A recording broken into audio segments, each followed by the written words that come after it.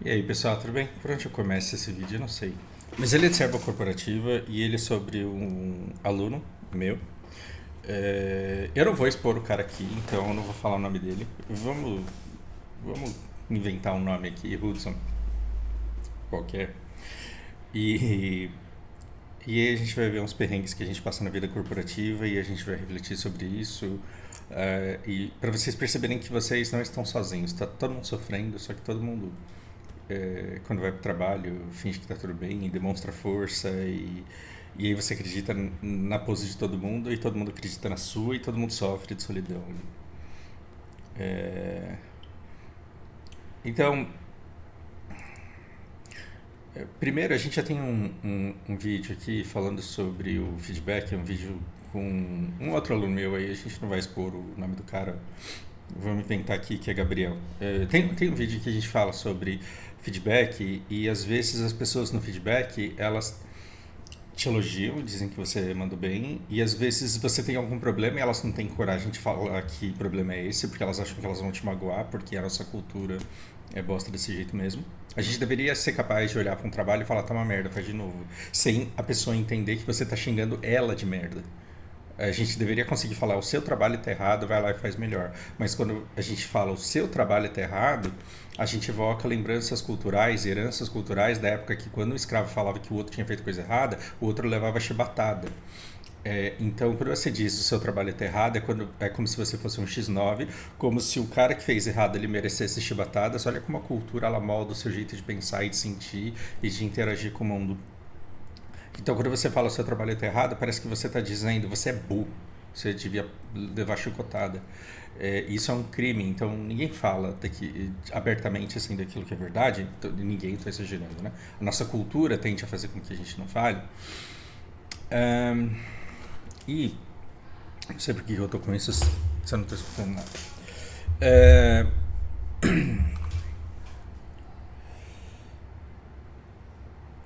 mas as pessoas não podem não criticar nada do seu comportamento. E muitas vezes elas inventam alguma coisa para criticar.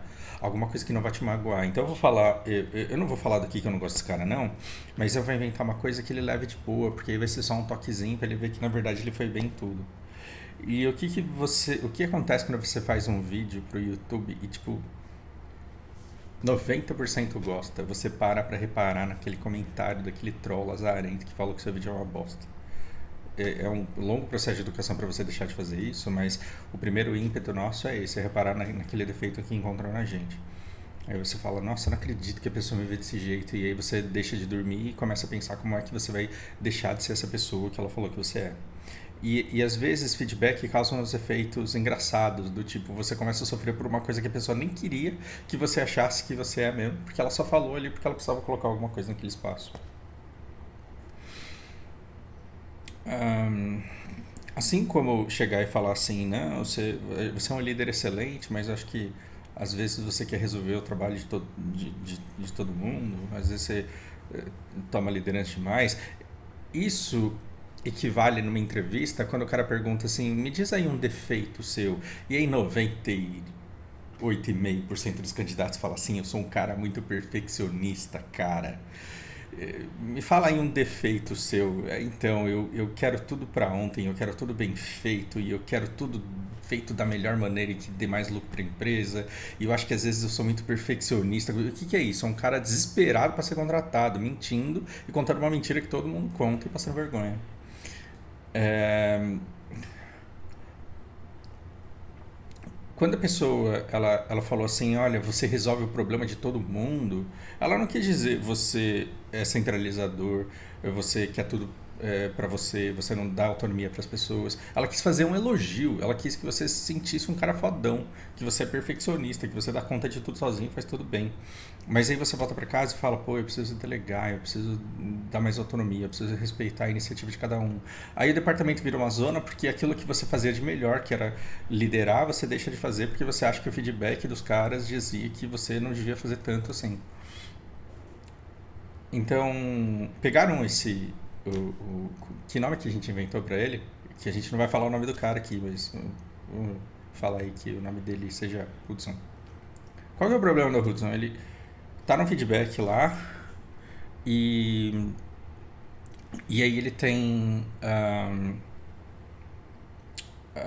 Cara, os seus números estão bons, os seus resultados estão bons, você bateu todas as suas metas, você, cara, tá muito bom. A única coisa que a gente viu aqui é que você tem poucas horas trabalhadas. E aí, assim, para quem escutou que tá tudo perfeito, mas aí parece que aquilo que vem depois do mais é muito grande, né? E aí você escuta, porra, mas eu tô trabalhando pouco, os caras acham que eu tô trabalhando pouco. E aí qual que é a primeira resposta que te vem, assim, a primeira resposta que te ocorre? Cara, eu sou engenheiro, eu sou... Se você quiser, eu posso parar a máquina, porque aí eu trabalho mais. Aí eu posso trabalhar mais tempo. Se você acha que eu estou trabalhando poucas horas, então eu posso parar a máquina e fazer manutenção nela, sem ela estar quebrada, porque aí eu vou ter mais horas de trabalho para reportar.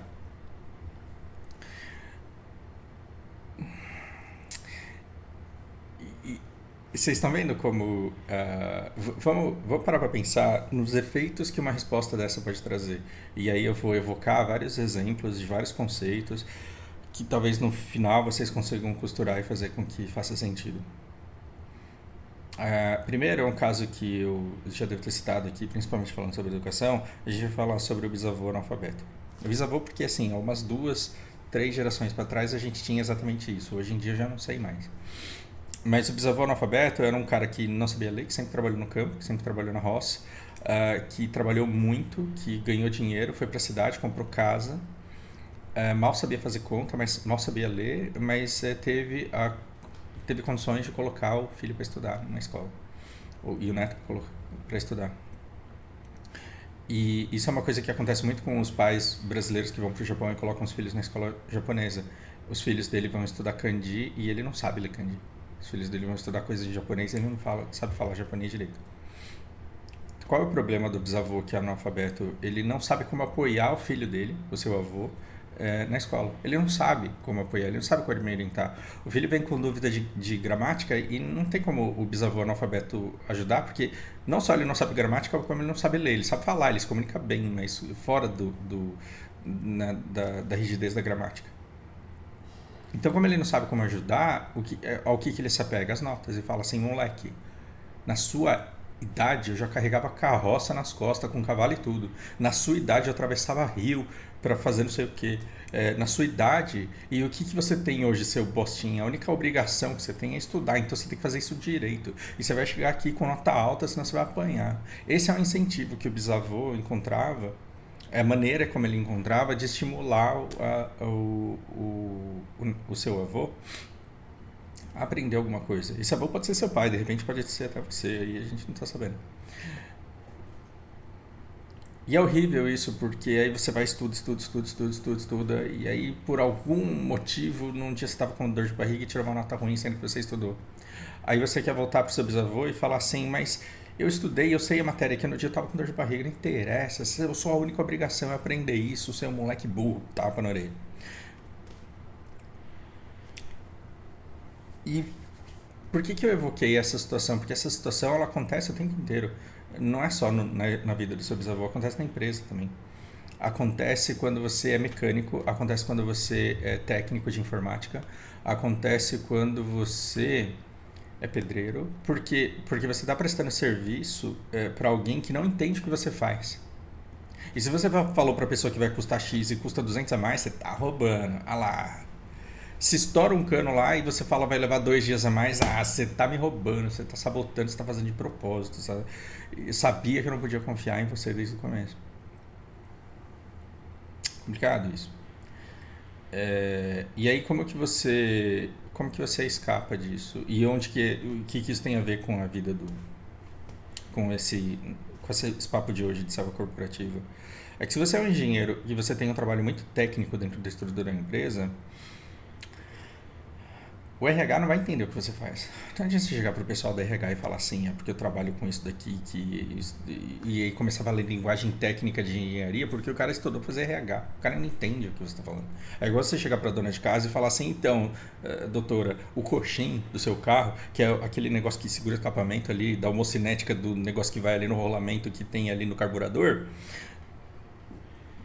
se você falar um absurdo desse ou falar coisas que de fato definam o problema do carro, a pessoa que levou o carro para você até lá, ela não vai entender nada do mesmo jeito. Ela só vai ficar irritada com aquilo que você está fazendo. Agora imagina a dona de casa que levou... Nada contra a dona de casa, pelo amor de Deus. Mas imagina ela que levou o carro na oficina, ter que dar feedback para a sociedade sobre que tipo de mecânico é ele. Você tá vendo que é muito difícil essa mulher ser justa e falar que o mecânico é bom ou é ruim, porque ela não sabe sequer o que ele faz. Então, quando você vai ver a avaliação de oficina mecânica, demorou muito para atender, o cara foi mal educado, e o trabalho, as pessoas não entendem do trabalho da pessoa. Então, quando você vai saber se a oficina é boa ou ruim, você tem que ler 2.000 comentários para encontrar aquele comentário de um cara que manja de mecânica. Aí ele vai falar pra você, eu achei que o problema era tal, o cara me falou que o problema era tal, trocou a peça e ficou bom. O cara fez isso em tanto tempo, se fosse eu ia levar 3 dias a mais. Então o cara que manja de mecânica, ele vai dar uma análise criteriosa do trabalho do mecânico. O resto vai colocar defeito no sorriso dele. Então se você é engenheiro e se você está sendo avaliado por uma equipe que envolve o seu chefe, mas também envolve RH, você tem que estar preparado para lidar com o seu bisavô analfabeto. Por quê? Porque você vai escutar coisa que você não quer escutar, mas você tem que estar preparado para isso. E aí, quais são alternativas a isso? Bom, não vou falar das alternativas, vamos falar do problema primeiro. E aí, olha o problema que você arrumou com essa dona de casa, nada contra a dona de casa, que levou o carro na mecânica e agora está avaliando o trabalho do mecânico lá. O efeito Branca de Neve. Porque quando você impulsivamente deu essa resposta assim, pô, eu posso parar a máquina aí e aí eu vou trabalhar mais tempo. Você pegou um espelho e colocou na frente dela e ela teve que olhar para esse espelho e ela teve que se enxergar. Qual é o problema da bruxa da Branca de Neve? Que falava mirror, mirror on the wall, who is the fairest of them all? É fairest que ela fala? Mas quem é mais bonita de todas? O problema da bruxa má não é a Branca de Neve. O problema da bruxa malvada é ela estar envelhecendo e ela já não ser mais a flor desabrochada do campo que mais chama a atenção de todo mundo. Ela não ter mais a jovialidade, o frescor da juventude. O problema dessa mulher não é a Branca de Neve, não é raiva da pessoa física Branca de Neve. É você ter que olhar no espelho e falar: o tempo está passando para mim e eu tô perdendo aqui. Então, quando você dá uma resposta dessa, a última coisa que a pessoa vai enxergar é você. Quando você fala assim: se você quiser eu paro a máquina aí e fico trabalhando 8 horas por dia. E a gente deixa sempre uma máquina parada, eu vou estar trabalhando nela 100% do tempo. A pessoa ela tem que olhar no espelho e falar: puta que pariu, como eu sou burra. Como eu sou burra, porque se o mecânico está parado é porque a máquina está funcionando. E se a máquina está funcionando é porque a empresa está tendo lucro. Logo, mecânico parado é lucro e mecânico trabalhando muito, ele não dá conta de manter as máquinas funcionando. Nossa, eu falho em saber uma coisa básica como essa. Você tem ideia de qual é a dor que essa pessoa do RH... Não vou ficar falando mulher, porque senão eu vou falar que eu sou feminista aqui. Que eu sou antifeminista, que eu sou... Enfim. Qual que é o problema disso? O problema é a mesma coisa da criança chegar e começar a argumentar com o avô. O avô fala: seu moleque burro. Aí o neto, o seu avô, ele fala assim: eu sou burro, mas pelo menos eu sei ler. Rapaz, pergunta pro seu avô se ele tinha coragem de falar isso pro seu bisavô. Eu sou burro, eu tiro 8, mas pelo menos eu sei ler. E você que não sabe nem onde fica a Indonésia. Você faz com que o seu bisavô tenha que olhar no espelho e falar: eu não estudei, eu não aprendi a ler. Eu trabalho na roça para ter dinheiro para mandar esse moleque para a escola e ele me responde desse jeito. Então, a última coisa que você quer quando você entra na vida corporativa é pegar o espelho e virar para a pessoa para que ela tenha que admitir para ela mesma o quanto ela está sendo tapada, o quanto ela está sendo burra. Agora, imagina você falar isso por RH, se você quiser parar a máquina e ficar trabalhando nela o dia inteiro, com o resto dos gestores dos outros departamentos, todo mundo assistindo essa conversa, porque todos estão trabalhando juntos no seu feedback. Essa pessoa vai pegar ranço de você, mas é pessoal com você? É você, Branca de Neve, que tem algum problema e precisaria mudar? Não, é porque toda vez que a pessoa olha pra você, ela enxerga um espelho. Toda vez que ela olha pra esse espelho, ela fala, fui burro pra caralho quando eu fui inventar de falar mal desse cara no trabalho dele, porque eu passei vergonha naquele dia. Então essa pessoa, meu amigo, vai ser muito difícil você resgatá-la e fazer ela voltar pra você. Muito, muito difícil. Então, como que se resolve isso? Existem outras maneiras, né? Primeiro, não se sentir atacado demais quando falam assim, ah, você está trabalhando pouco. E como é que você reage a isso? Porque, na verdade, a pessoa, das duas uma, ou ela estava tentando te fazer um elogio, ou ela realmente sem noção. Se ela estava tentando te fazer um elogio, você pode é, relaxar a situação. E se ela é sem noção, você também pode relaxar a situação. E com uma resposta do tipo, então, o que não deixa de ser uma vitória de vocês, né? O fato de eu trabalhando pouco é uma vitória da estratégia que vocês têm de manter todas as linhas rodando, porque vocês me dão exatamente o que eu preciso para conseguir isso. Vocês estão de parabéns nesse sentido. A essas alturas você deve estar falando Fausto, arrombado, filho da puta, chavequeiro. Não é. Você pode achar que a retórica ela é um instrumento para fazer o mal, mas aqui você está usando essa retórica manipulativa para fazer o bem. Você está usando para fazer o bem. Por quê? Porque você não está mentindo, não está enganando ninguém. Você só está aliviando o estresse da situação e fazendo com que a pessoa reconheça que o único ponto errado que ela encontrou em você, na verdade, não é errado.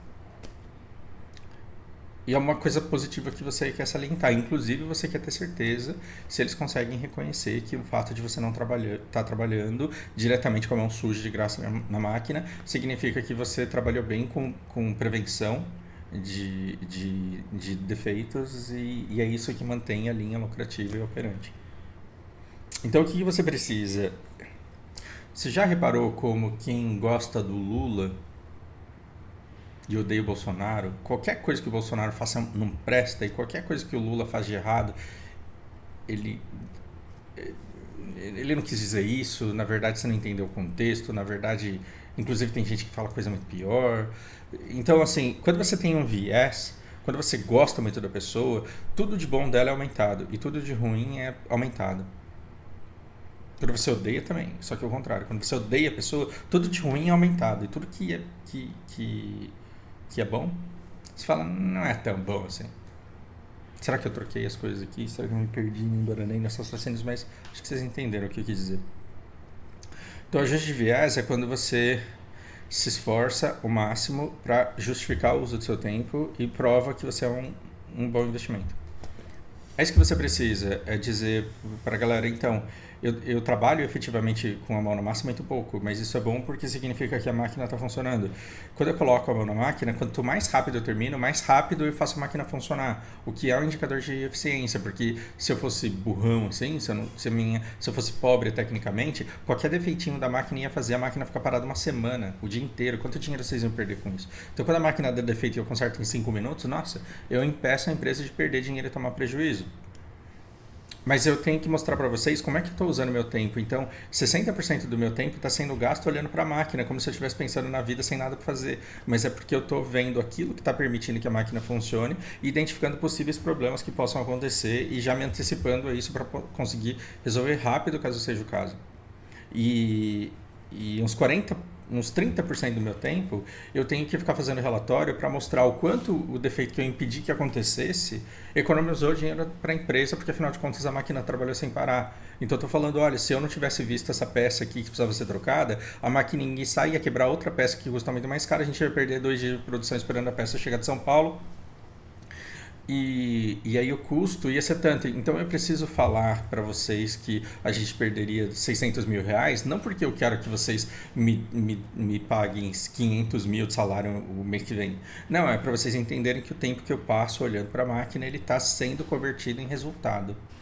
Quando você faz isso, meu amigo, quando você faz isso, você mostra para a empresa quem você é. Pronto, converteu. Agora a pessoa vai lutar por você e vai aumentar os seus feitos e vai diminuir os seus defeitos. Se você chegasse para ela e falasse assim, porra, mas se quiser eu quebro a máquina de propósito aí. Nunca mais, cara, uma coisa vai ter viés positivo para você. O viés vai ser sempre negativo, vai ser sempre aumentar os seus defeitos e vai ser sempre diminuir as suas virtudes.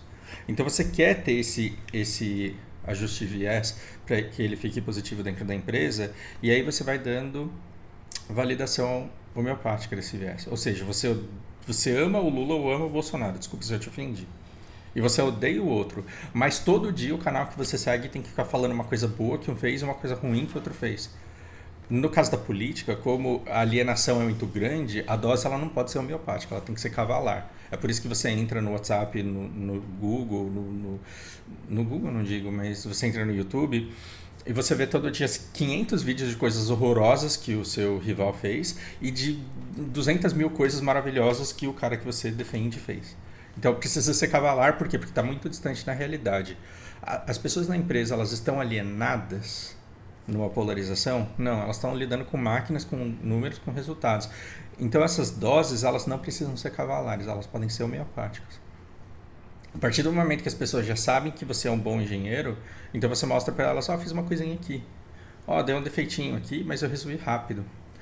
Essas doses homeopáticas falam o lugar a posição dele está bem resolvida. A posição dele está bem resolvida, a gente não precisa trocar, a gente não precisa de ninguém melhor do que ele, a gente só precisa segurar esse cara e fazer o que a gente precisar para manter ele feliz aqui com a gente. Essa é a manutenção. E aí você não pode ser carente. O Elon Musk ele pode ser carente, por quê? Porque ele é rico, você não é rico, então você não pode ser carente. O que é ser carente? Então vamos pegar isso daqui.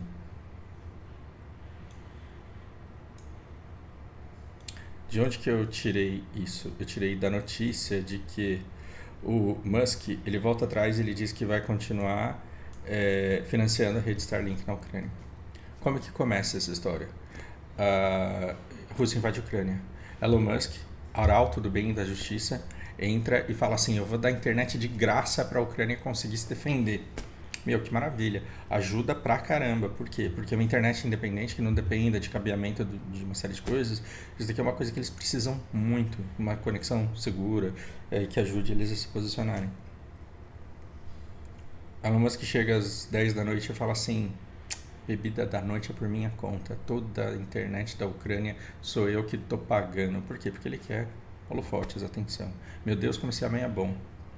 Só que aí passaram-se 8 meses e as pessoas não estão idolatrando o Elon Musk por dar internet para a Ucrânia tanto quanto ele gostaria que fosse, né? Então ele chega meia-noite e fala, então, gente, eu falei que ia pagar a noite inteira aí, mas desse jeito não tá dando não, vocês estão bebendo muito e essa conta vai dar muito alta e vocês não querem me ajudar, não? É o Aliane, Estados Unidos, você não tem dinheiro não, amiga, pra me dar pra ajudar a pagar a conta que vai ser muito cara?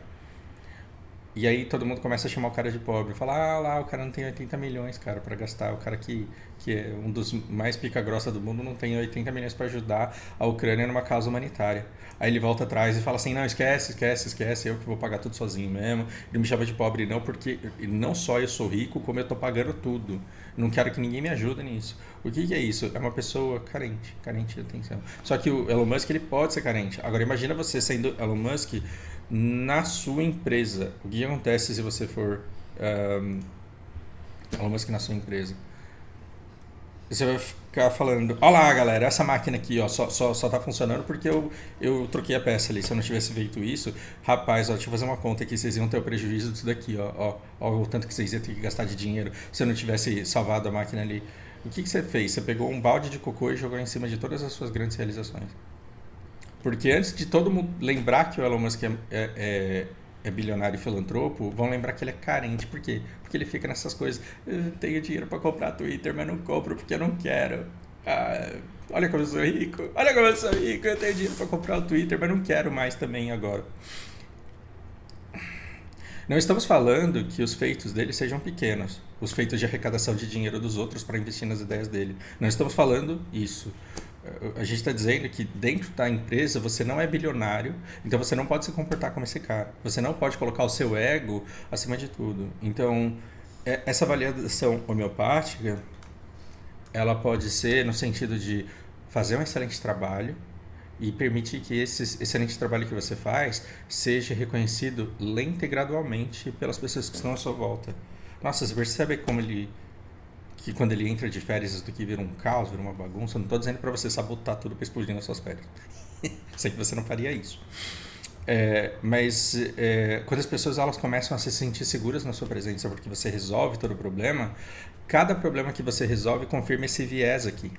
Valida esse viés que as pessoas têm de que você resolve os problemas. Então você não precisa ficar gritando para a empresa disso, uma vez que você já conseguiu isso daqui. Se você não conseguiu isso ainda, cabe a você ir lá falar, olha, eu estou usando o meu tempo desse jeito, eu tenho esse tipo de recurso, eu estou fazendo esse trabalho, eu preciso que vocês enxerguem o que eu estou fazendo. Porque não adianta você salvar o mundo e ninguém ficar sabendo, você não vai ser visto como um herói.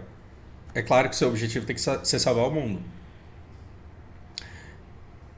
Mas se você salvar o mundo e ninguém ver, ninguém testemunhar, se as pessoas não reconhecerem isso, você é só um anônimo. Tem um monte de gente que todos os dias só sobrevive porque comeu pão de manhã e porque almoçou. E fala assim, eu só tô vivo porque eu tive dinheiro para pagar o café da manhã e porque eu tive dinheiro para pagar o almoço. Não, na verdade ela só tá viva porque teve um cara que acordou 4 da manhã para fazer o pão dela. Que teve gente que trabalhou na agricultura, que teve um cara que trabalhou na cozinha. Todas essas pessoas, elas são heróis, porque elas mantiveram todas as outras vivas. E a gente fica sabendo? Não, elas são heróis anônimos diariamente. É, na empresa, você tem que mostrar que você fez o pão, que você fez. Você tem que mostrar o valor que você tem, senão você vai ser descartado. Então você tem que comunicar para a empresa o que você está fazendo. E existe uma diferença entre comunicar o que você está fazendo de maneira clara e ficar esfregando na cara de todo mundo exigindo reconhecimento. Não exige reconhecimento igual esse cara faz aqui porque é muito feio. Muito feio.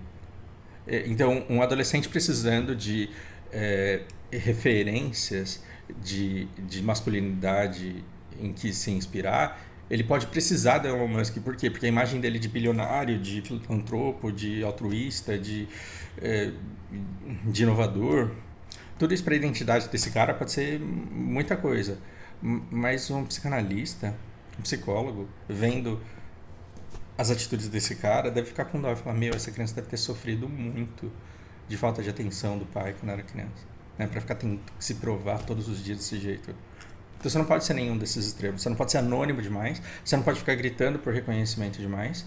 Mas uma vez que você justifica o seu tempo, que você mostra que você é um bom investimento, e tem que ser, não adianta você ficar exigindo salário e exigindo igualdade, exigindo oportunidades e reclamando da empresa se você não é um bom investimento para ela. Uma vez que você justifica que você é e você tem esse viés positivo, basta que você continue trabalhando como você sempre trabalhou para ficar fazendo a validação homeopática desse viés. Agora, se você trabalhar muito, as pessoas não estão te reconhecendo e você está se matando para te reconhecerem, mas ainda assim o seu trabalho não está ficando visível, você está perdendo seu tempo, você está acabando com a sua saúde, você vai ter uma aparência cansada, ineficiente, as pessoas vão olhar para você e falar, por que vive cansado? A gente nem vê o que ele faz. Que é o caso do padeiro, você vê ele cansado à tarde e fala, pô, esse cara aí, pobre. E cansado, parece que não faz nada, às 5 da tarde já está na casa dele, olha que vida boa. Tá vendo que o padeiro ele acordou 3 da manhã para fazer o seu pão e você tá chamando o cara de vagabundo por quê? Porque a gente não fica sabendo que é ele que tá mantendo a gente vivo. Então, pelo menos o reconhecimento do trabalho que você tá fazendo tem que estar aqui. E o resto é manutenção de viés. E não ser carente. E não se deixar afetar demais. E aí, quem é que salva o filho do bisavô analfabeto? É a sociedade. Você precisa da sociedade reconhecendo e recompensando o esforço do avô que estudou.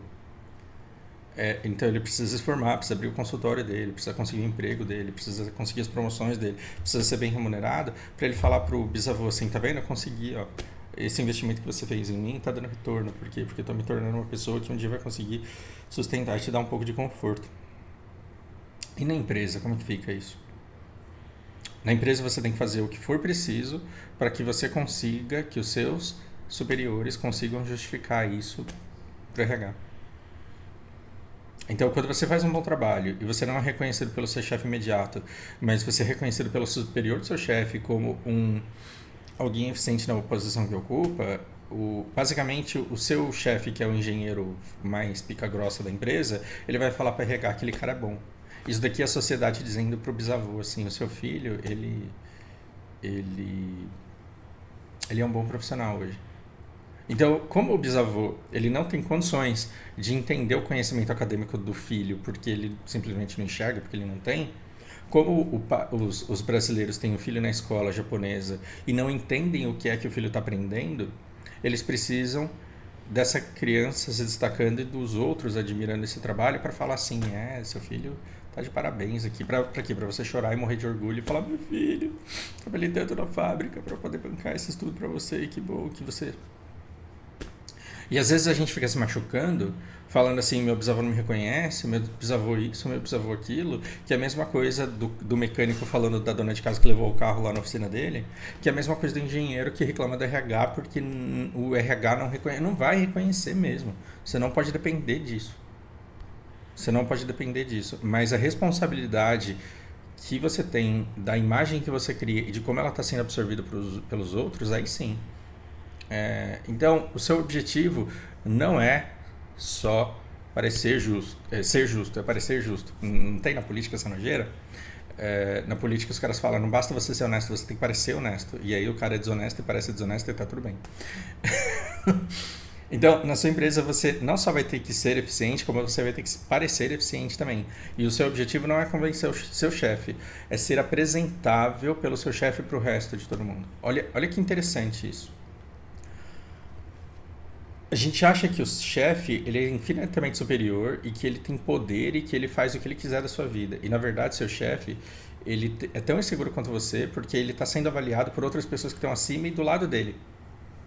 Então, se você quer que seu chefe não enche o saco, seja alguém apresentável por ele. Seja um funcionário que ele não tem dificuldade nenhuma em apresentar e falar assim: esse cara aqui é meu recurso, olha como ele trabalha bem. Por quê? Porque você tem elementos que mostrem que você trabalha direito, que você cumpre horário, que você cumpre meta, que você responde, que você respeita a compliance, que você torne-se uma pessoa apresentável. Por quê? Porque aí o seu chefe não vai te encher o saco.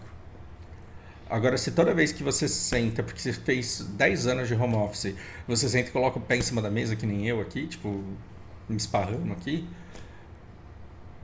a vergonha que seu chefe tem de alguém chegar... Ele não liga que você trabalha com o pé em cima da mesa, mas a vergonha de chegar alguém e ver você com o pé em cima da mesa e ele ser visto como um chefe que não sabe impor respeito, que não sabe impor disciplina, que não sabe impor comportamento, que não tem controle sobre os seus recursos, vai fazer com que ele vire um inferno na sua vida e que te enche o saco o tempo inteiro. E aí quando você se torna um recurso apresentável, por quê? Porque você já justificou o seu tempo, você já mostrou que você é um bom investimento, você já ajustou o viés de todo mundo para positivo, as pessoas já estão vendo que você não está fazendo corpo mole e que você não está inventando defeito para mostrar que você trabalha pra caramba, que você não é carente igual a Elon Musk, que fica o tempo inteiro falando: eu mereço isso porque eu fiz aquilo. Aí as pessoas te deixam em paz. E se as pessoas te deixam em paz, não é porque elas não estão reconhecendo seu valor, é porque seu valor é inquestionável. E quando a gente está inseguro na vida corporativa, essa é uma das coisas mais difíceis da gente conseguir enxergar. Reflitam sobre isso, é muito importante. Espero que seja útil e um grande abraço para vocês.